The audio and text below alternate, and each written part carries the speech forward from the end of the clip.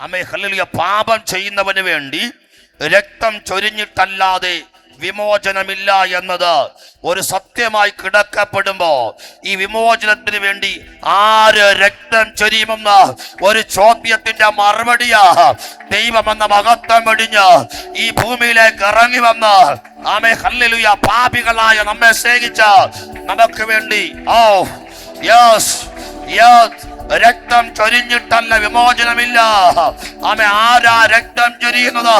പാപിക്ക് വേണ്ടി ആര് രക്തം ചൊരിയുമെന്ന് ചോദ്യത്തിന്റെ മറുപടിയായി എന്റെ അരിമനാഥനായ ദൈവം ആമേൻ ദൈവമെന്ന മഹത്വം മുറുകെ പിടിച്ച്